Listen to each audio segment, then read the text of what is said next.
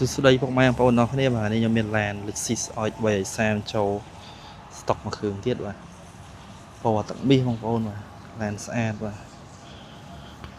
អ្នកពុកម៉ែបងប្អូនឆ្លាញ់អាចមកមើលបានបាទតម្លៃល្អទេបាទតម្លៃខ្ញុំដាក់នៅលើវីដេអូបងប្អូន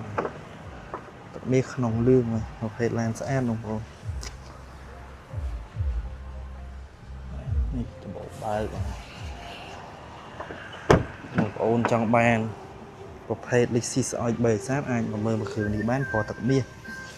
តម្លៃធានាឲ្យបងប្អូនបានទីពីម្ចាស់ដើមបងប្អូនថ្មីខ្ចីញ៉ាញ់បងប្អូនម៉ែបងប្អូនឆ្លាញ់មកមើលបានបាទ